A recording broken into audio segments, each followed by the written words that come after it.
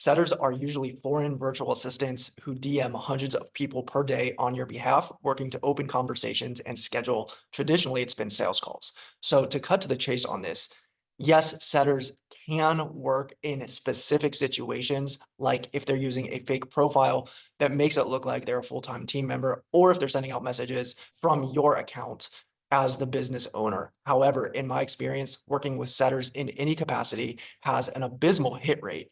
And on top of that, for the small percentage of people that bleed through that actually end up scheduling calls, and then of the small percentage of those people who actually end up attending the calls are horrible. Not only are both of you going into it completely cold, there's been no warming up, there's been no nurturing, there's been no conversation prior to the call. You're getting on with somebody who you have to consider the method of connection and of being set up. That's exactly what it is. Like you're literally setting somebody up to be sold, systematically sold to on a cold call for a high ticket product. It doesn't jive, right? It doesn't jive.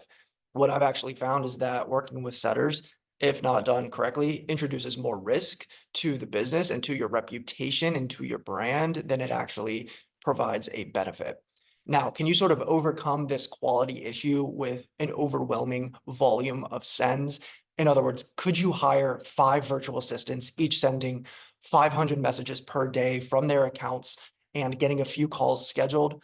Yes, I suppose you could do that. But even so, in my experience, those leads are shit. Show rates, no matter, even if you're sending out 5,000 messages a day across 5 or 10 different VAs, the show rate is still going to be fairly low. You might get a more of a quantity of calls on your calendar, but those people are going to be clueless as to who you are, as to your reputation, your credibility, as to how you can actually help them, right? And this is why I'm more against this tactic than I am for it. And this is why I talk so much in the book about personalized prospecting, about patience, about using VIP groups for more economical mass nurturing over the long haul. You're going to get infinitely higher quality leads using these types of tactics. Now, a better strategy, I'm not saying not to bring in assistants or team members to do outreach. I'm not saying that.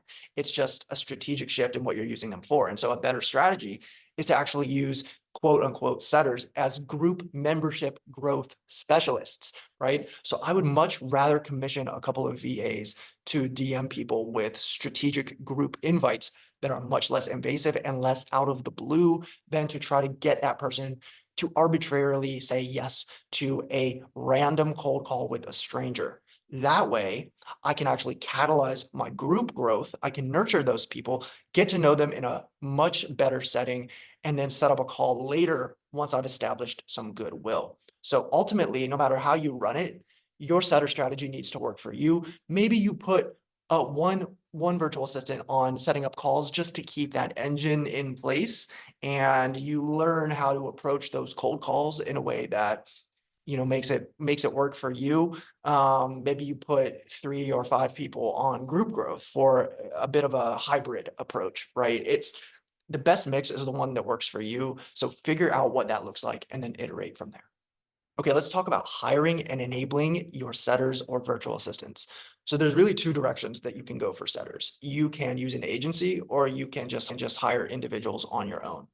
There's pros and cons to each, and it really just depends on your preference. So individuals are going to be quicker, more agile, and generally easier to communicate with day to day.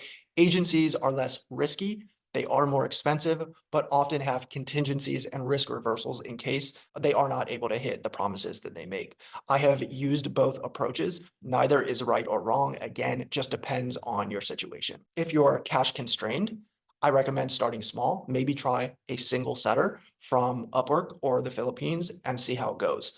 If you have high margins and enough cash to swing it, then maybe look into an agency. It's also really important to train your setter on all the specifics of your business. And so you can give them DM tracks like talk tracks, you can give them FAQs and links to your stuff, but you'll also want to dedicate some time to working with them, literally getting on a Zoom call, screen sharing, walking through the intricacies of your processes and of your product.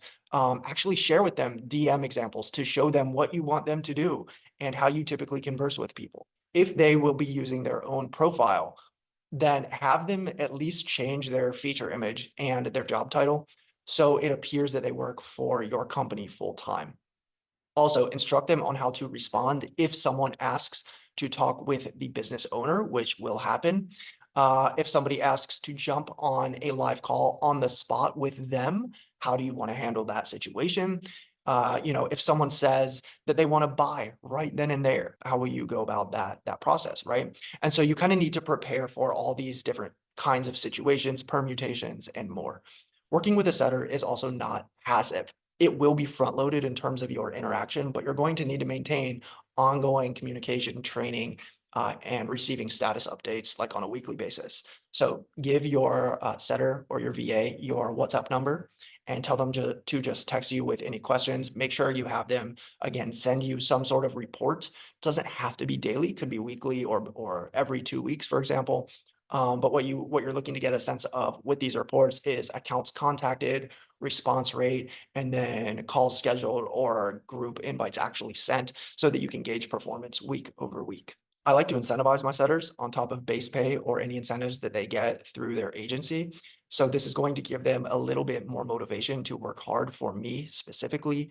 And I always make sure that these are meaningful. Typically, I'll offer like monetary milestone based incentives. So, for example, for every 300 group members that you bring, you'll get an extra $50.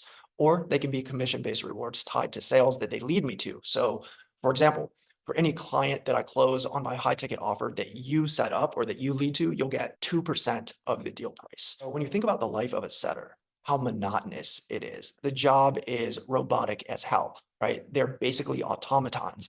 And what you don't want is a same old mentality for you.